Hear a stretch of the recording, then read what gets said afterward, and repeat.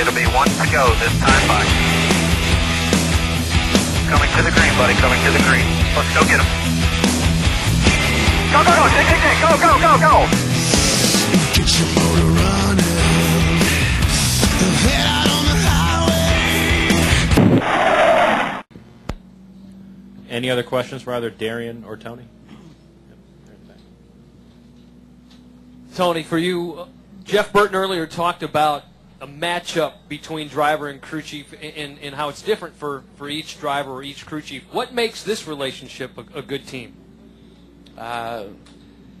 He's got pretty good wit and humor like we do. I mean, it didn't take long in the first meeting to figure that out, and you know, like I say, I mean, when you have a common desire to win races and championships, that's the first part of it right away. But you know, just spending time together. The more time we spend together, the more we laugh. And you know, last week half of our dinner, I mean, we had a 2.5-hour dinner, which getting me at a restaurant for 2.5 hours to sit in one seat is almost a feat in itself. But you know, probably half the dinner was as much just talking personal stuff as it was talking on the professional side and what we were going to do. And that's how it starts.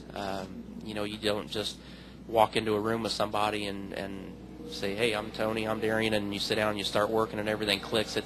It's knowing each other inside and out and having you know, just simple things like going to dinner last week was a huge step for us to go and just get to know each other better. And you know, when we had him at the shop, I mean, just seeing the look in his face when he was at the shop and we were talking to him about coming over was what told me that this was going to be the right thing for us. Hey, Ryan, USA Today. Tony, there's been a report out there this week that Jay Fry may be coming to the team. Can you address that? Have you guys made an offer? Just like I told you last week, when we got something to tell you, we'll tell you. We're announcing a crew chief this week. Okay, so no comment on right. that one. Okay. I'll bring a chalkboard to the next one in case we you got have it. You know, questions when the that stuff we can't pops up, we answer gotta verbally ask. to you that we need visual aids to help you with. We just got to ask about it when it comes up. Going back to what you just said about Darian, did knowing that he's friends with Zippy, did Zippy recommend him? And are there similarities between him and Zippy? Do you see a little bit of Zippy in Darian?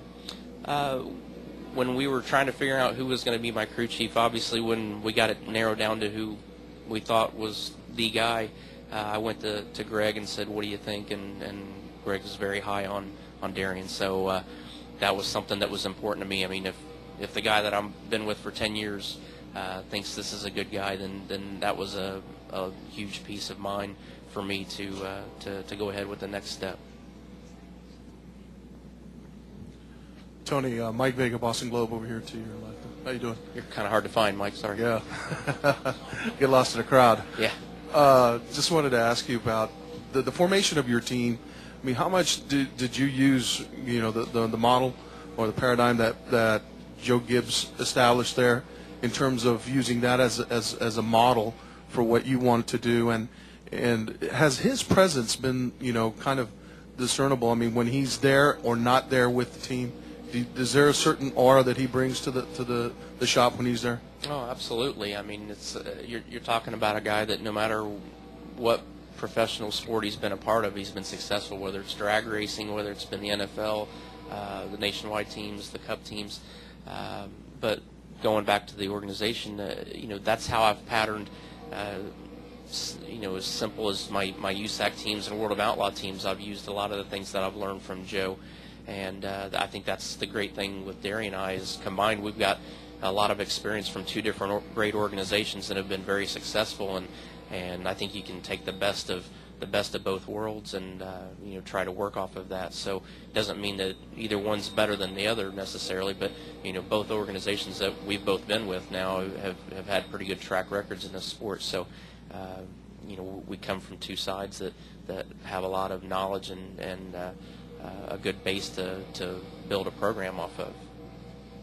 Marty Smith, ESPN. Tony, I think it was 2006. You came into this weekend in pretty good shape, it seemed, in the points situation. And then you ultimately missed the show. What was that disappointment like for you and that realization? That was terrible.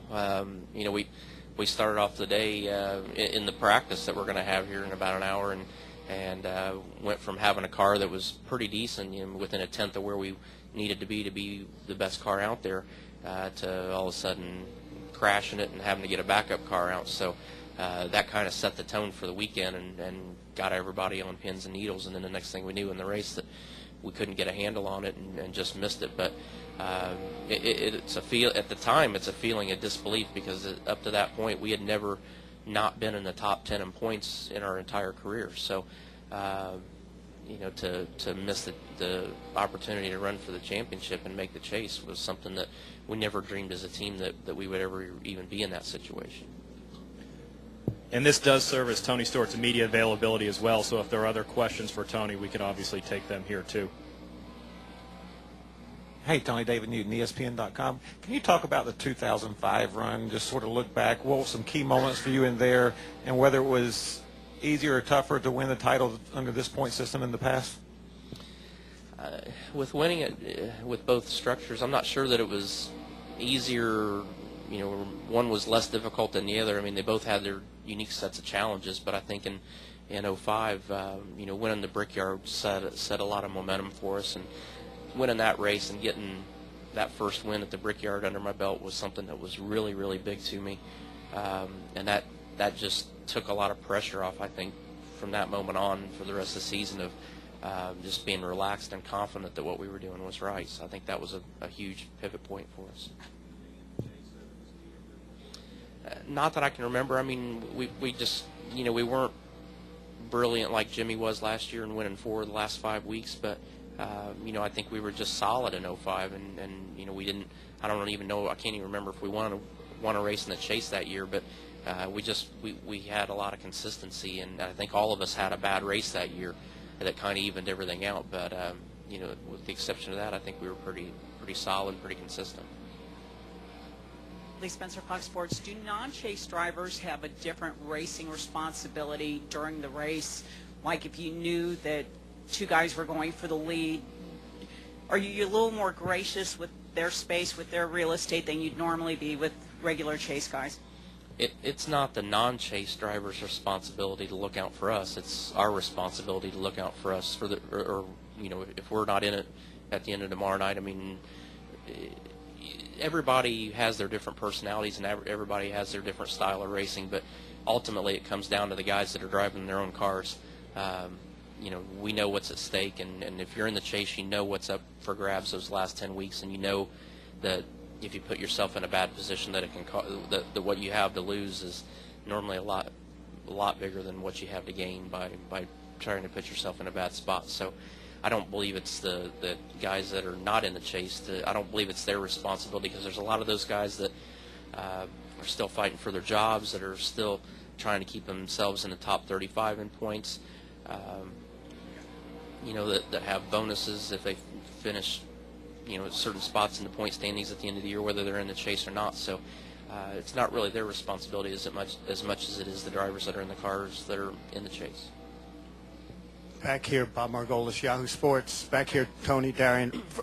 I'd like a comment from both of you. At some point, 1.5 mile tracks became the track of vogue, and the racing was really good there. And now going into the chase this year, those tracks seem to be the ones where both of you guys have a tough time getting your arms around them. Could I get a comment from both of you on the 1.5 mile tracks?